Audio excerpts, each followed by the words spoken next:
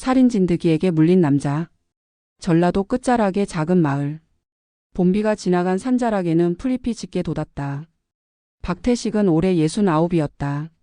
젊을 땐 논밭을 뛰어다니며 돈을 벌었고 마을에선 산을 가장 잘 아는 사람이라 불렸다. 그는 산에 가면 마음이 편했다.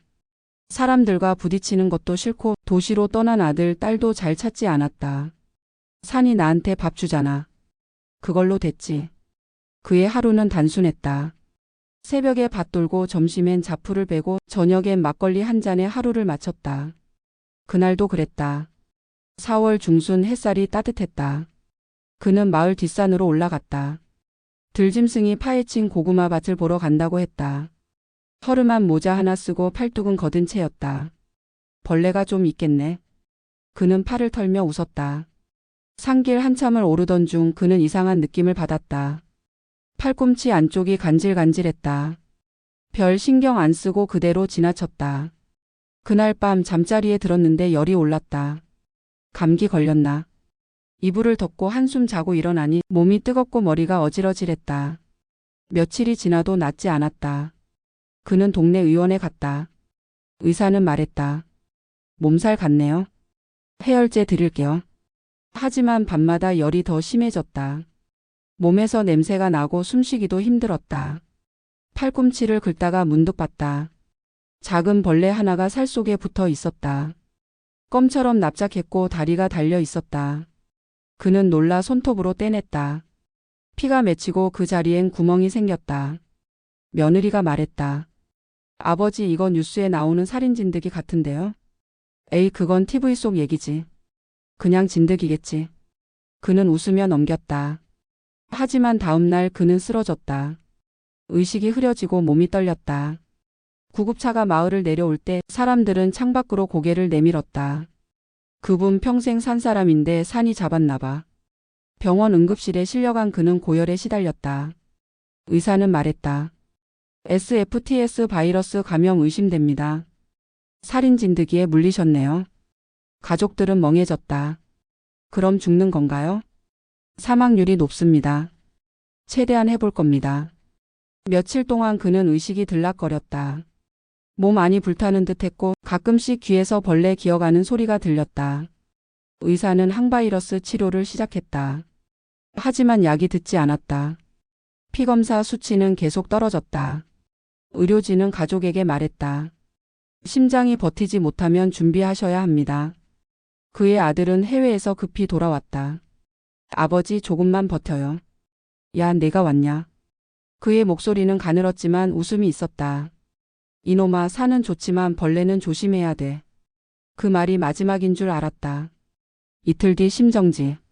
의료진이 달려들었다. 가슴 압박, 심전도 경보음.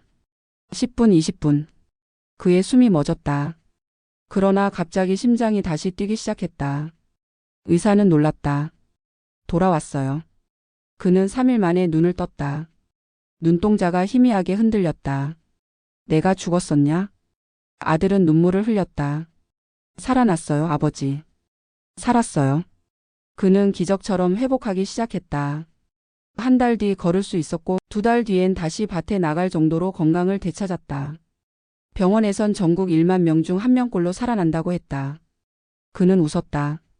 내가 그 한 명이라니 하. 하지만 그 뒤로 그는 달라졌다. 산에 다시 가지 않았다. 창문만 열어도 풀냄새가 나면 얼굴이 굳었다. 산엔 아직 내 피가 남았어. 나는 한 번 죽고 돌아온 사람이다. 그는 대신 사람을 보기 시작했다. 매주 마을회관에 나가. 진드기 조심해라, 산에선 긴 옷 입어라. 그 말을 100번도 넘게 했다. 사람들은 그를 살아난 사람이라 불렀다. 그는 자신이 산에서 받은 교훈을 늘 말했다. 사람이 자연을 너무 쉽게 본다. 나는 산이 사람보다 오래 산다는 걸 배웠다. 시간이 흘러 어느 여름날. 그는 회관 마당에서 강의를 마치고 막걸리를 마셨다. 옆집 김 노인이 물었다. 그래도 산은 그립지? 그는 웃으며 고개를 끄덕였다. 그립지. 하지만 이젠 멀리서 봐야지. 산은 사람을 품기도 하지만 한번 품으면 안 놓거든. 그날 밤 그는 꿈을 꿨다. 산 안개 속에서 자신이 걸어가고 있었다. 그때 작은 벌레 하나가 팔에 기어 올랐다. 하지만 이번엔 그는 그 벌레를 살며시 내려놨다. 이젠 너도 살고 나도 살자. 그는 그날 이후 평온했다. 산을 오르지 않아도 창밖으로 보이는 초록빛만으로 충분했다. 살인 진드기에게 물려 죽을 뻔했던 남자는 이제 누구보다 생명을 귀하게 여기는 사람이 됐다.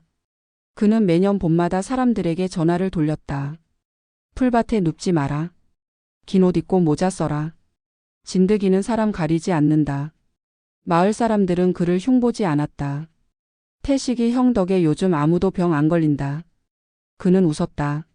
내가 대신 한번 아팠으니 이젠 다 괜찮지. 그가 남긴 말은 오래도록 회자됐다.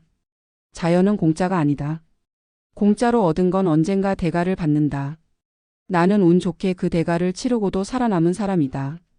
그리고 그해 여름 그는 회관 앞 평상에 앉아 아이들에게 말했다. 얘들아, 산에 가면 풀밭에 눕지 말아라. 진드기는 눈에 안 보여도 무섭게 물어. 하지만 겁내지 마라. 살아있는 건 다 이유가 있다. 아이들이 물었다. 그럼 아저씨는 왜 살아났어요? 그는 잠시 하늘을 봤다. 아마도 산이 날 그냥 보낸 거겠지. 내가 아직 할 일이 있으니까. 그날 저녁 산 위에서 안개가 내렸다. 그는 마루에 앉아 느릿하게 말했다.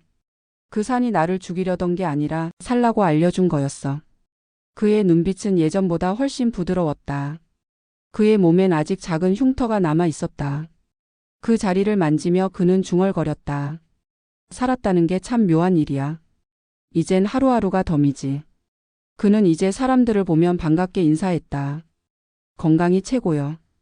병원 갈 일 없으면 다행이지. 그리고 그날도 평상에 앉아 노을을 바라보며 말했다. 죽을 뻔하니까 사는 게 고맙더라.